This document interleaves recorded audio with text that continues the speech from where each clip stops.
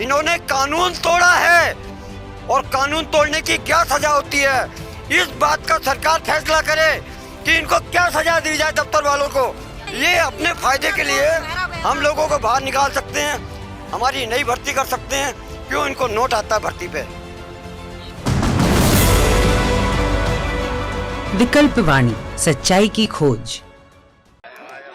दोस्तों नमस्कार, विकल्प वाणी सच्चाई की खोज में आपका स्वागत है। इस समय हम दिल्ली के जंतर मंतर पे हैं।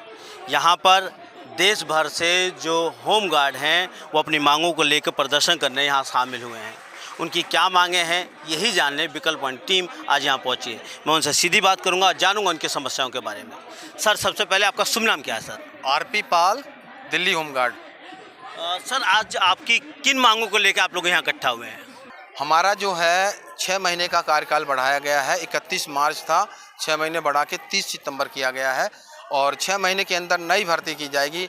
नई भर्ती में 15 करोड़ का खर्चा आएगा और नए जवान लिए जाएंगे। नए लोगों को मतलब जो है मौका मिलेगा। हमें कोई आपत्ति नहीं है, नई भर्ती करें, नए जवानों को मौका मिले। लेकिन जो अनुभवी होम गार्ड सेवा दे रहे हैं उनके परिवार के बारे में, उनके बच्चों के भविष्य के बारे में भी सोचा जाए और हमें 60 वर्ष तक कंटिन्यू सेवा करने का मौका दिया जाए।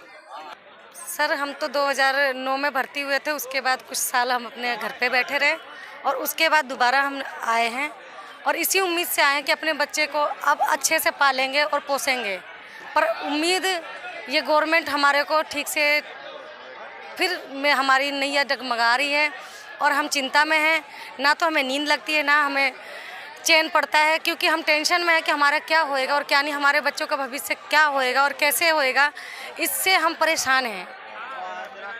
आपको ये रिन्यूअल कैसे करते हैं? आप कितने सालों के बाद आपका रिन्यूअल होता है? रिन्यूअल कभी 6 महीने का, कभी साल भर का, कभी 2 साल का, मतलब कोई इसका लिमिट नहीं है कि कब क्या कर देंगे।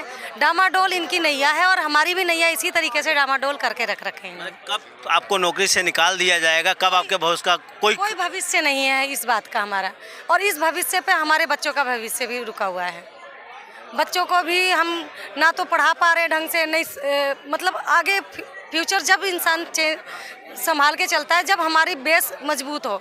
जब हमारा रोजगार ही ठीक नहीं है, हमारा बेस ही मजबूत नहीं है, तो हम क्या अपने बच्चों को शिक्षा दें और क्या अपने बच्चों को अच्छा पढ़ाएं लिखाएं या खिलाएं। ये तो हमें आए दिन रोड पे बैठने वाला सपना दिखता है कि हम आज रोड पे बैठे हुए हैं। सर, हमें यहाँ पर बहुत ज़्यादा परेशानी उठानी पड़ती है। हर 3 साल बाद रिन्यूअल के लिए बोलते हैं ये लोग। ये तरीके इनके लोगों के ठीक नहीं है। हम ये चाहते हैं कि हमारे लोगों का सुधार हो जाए किसी भी तरीके से। आप कॉन्ट्रैक्ट के जरिए आते हैं कि सरकार के जरिए आते हैं? कैसे आते हैं? सरकार के जरिए आते हैं, लेकिन हमारा रिन्यूअल करते हैं हर 3 साल बाद।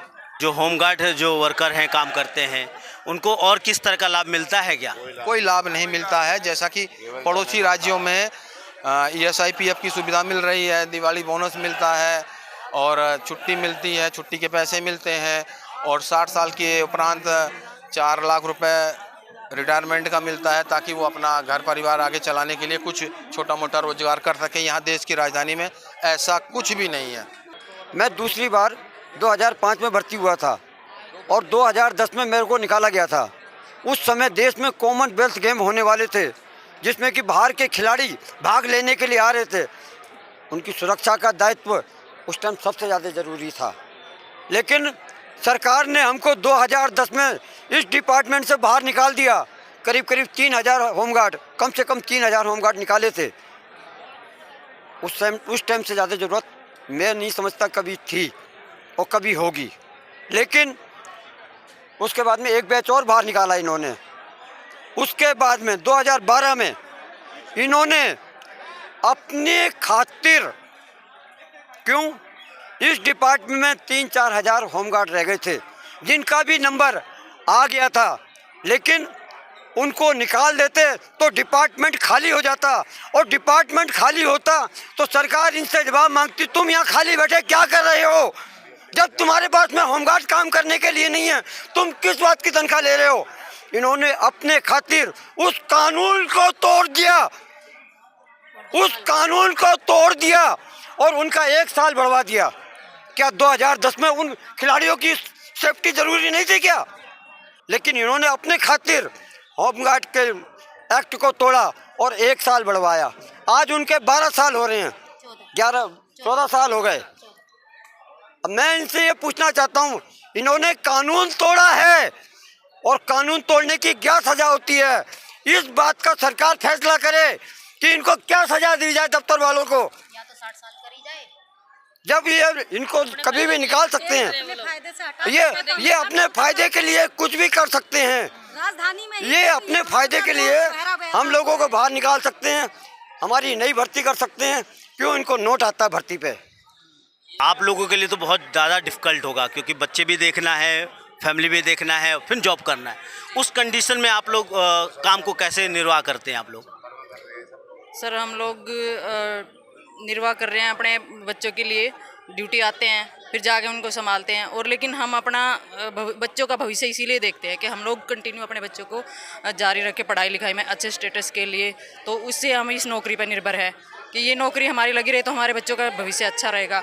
और इस नौकरी में हमें अब इतना खतरा हो गया है कि हम कभी 6 महीने, कभी 1 साल, कभी 2 साल, तो हम लोगों को बड़ा डिफ़िकल्ट हो रहा है इस मामले में। सोच के टेंशन में बच्चों को भी नहीं ग्रो करा पा रहे हैं कि भाई हम अपनी टेंशन में इतना ज़्यादा कि हमारे बच्चे कैसे आगे बढ़ेंगे। तो उस वजह से हम बड़े परेशान हैं। हम चाहते हैं कि हमारा 60 साल तक किया जाए और हम कंटिन्यू मतलब रहें। इस एज में अगर गवर्नमेंट निकालती है फिर आपका भविष्य क्या होगा? कोई भविष्य नहीं है सर, हमें कहीं नौकरी नहीं मिलेगी, कुछ नहीं मिलेगा हमें। हमें रोड पे कटोरा लेके बैठना ही पड़ेगा, क्योंकि भीख मांगने के तादार पे बैठा रखा। इस उम्र में हमें कोई भी फैक्ट्री वाले भी नौकरी नहीं देंगे, क्योंकि हम सब लोग 40 और 50 के पार हो चुके हैं। तो इस मामले में हम कहाँ जाएंगे बताइए? हमारा कोई भविष्य नहीं है, हमारे बच्चे की नैया खराब हो जाएगी ऐसा। तो एक बात समझनी है, सरकार हर बार नए नए स्कीम लेके आती है और इस स्कीमों में नौजवानों को भर्ती किया जाता है एक उम्मीद के साथ कि शायद किसी दिन कड़ी मेहनत करूंगा तो मुझे पक्का कर दिया जाएगा और मेरे बच्चों का, मेरे आने वाला भविष्य जो है सुरक्षित होगा। लेकिन आज जब वो अपने रोजगार की मांग को देखते हैं, इस नज़रिए से देखते हैं, 3 साल बाद उन्हें कभी भी निकालने का नोटिस जारी कर दिया जाता है। ये देखने में आता है कि जो सरकार ये कहती है कि हम सबको पक्का रोजगार देंगे, आज जिनके पास रोजगार है कब उनका रोजगार चला जाएगा वो डर में वो हर पल जीते हैं। ये भी देखने को मिलता है कि जो लोग अपने बच्चों के भविष्य को बनाने के लिए इन स्कीमों में आते हैं कि एक दिन तो हमारे बच्चों का भविष्य सुरक्षित होगा, लेकिन उन्हें नौकरी से निकाल दिया जाएगा वो डर इन्हें सता रहा है। इसलिए जो लोगों की सुरक्षा करते हैं सड़कों पर, बसों में, सरकारी दफ्तरों में, वो लोग आज अपने भविष्य को बचाने के लिए जंतर मंतर पर सरकार से गुहार करने पहुंचे हैं। दोस्तों, ये भी समझना है कि इस व्यवस्था में खासकर वर्कर्स की, श्रमिकों की कोई भविष्य नहीं है, क्योंकि इस व्यवस्था में लगातार श्रमिकों के पास रोजगार की कोई गारंटी नहीं है। जो गारंटी राज्य को देना चाहिए, सरकार को देना चाहिए। इस बारे में सोचिए, समझिए और देखते रहिए विकल्प वाणी, सच्चाई की खोज।